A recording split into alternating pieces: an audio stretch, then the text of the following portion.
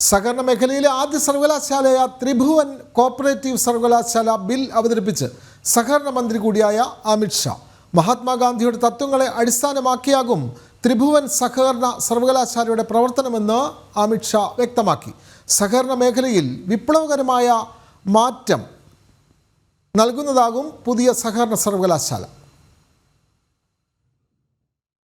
സഹകരണ മേഖലയിൽ രാജ്യത്തിന്റെ പുതിയ കാൽവെപ്പ്. ത്രിഭുവൻ കോപ്പറേറ്റീവ് സർവകലാശാല ബിൽ സഹകരണ മന്ത്രാലയം കൈകാര്യം ചെയ്യുന്ന കേന്ദ്രമന്ത്രി അമിത് ഷാ ലോക്സഭയിൽ അവതരിപ്പിച്ചു. ഗ്രാമീണ മേഖലയിലെ സമ്പദ് വ്യവസ്ഥയ്ക്ക് ഊർജ്ജം നൽകും വിധം സ്വയം തൊഴിൽ സംരംഭകത്വം വർദ്ധിപ്പിക്കുക എന്നതിനുപരി യുവതലമുറയിൽ സഹകരണ മേഖലയിലെ ഗവേഷണ സാധ്യതകൾക്ക് പുതിയ മാനം നൽകുന്നതാകും ത്രിഭുവൻ സഹകരണ സർവകലാശാലയെന്നും ബിൽ അവതരിപ്പിക്കാൻ തനിക്ക് ഭാഗ്യം ലഭിച്ചതായും അമിത് ഷാ വ്യക്തമാക്കി. एक प्रकार से सौभाग्य का विषय है कि विधेयक को आज मैं सदन के सामने प्रस्तुत कर रहा हूं.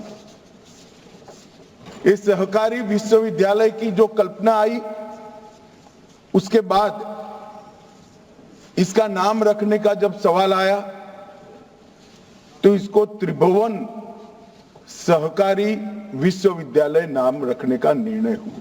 സഹകരണ വിദ്യാഭ്യാസത്തിന്റെ രാജ്യത്താദ്യമായാണ് കേന്ദ്ര സർവകലാശാല സ്ഥാപിക്കുന്നത്. ക്ഷീരമേഖല, മത്സ്യബന്ധനം, പഞ്ചസാര, ബാങ്കിംഗ്, ഗ്രാമീണ വായ്പ, സഹകരണ ധനകാര്യം, മാർക്കറ്റിംഗ്, അക്കൗണ്ടിംഗ്, നിയമം, ഓഡിറ്റ്, ബഹുസംസ്ഥാന സഹകരണ സ്ഥാപനങ്ങൾ എന്നീ വിഷയങ്ങളിൽ സർവകലാശാലയ്ക്ക് കീഴിൽ വിദ്യാഭ്യാസ സ്ഥാപനങ്ങൾ സ്ഥാപിക്കാൻ സാധിക്കും. സർവകലാശാലയ്ക്ക് കീഴിൽ അഫിലിയേറ്റ് ചെയ്യുന്ന വിദ്യാഭ്യാസ പരിശീലന സ്ഥാപനങ്ങളും രാജ്യത്താകമാനം സ്ഥാപിക്കാം.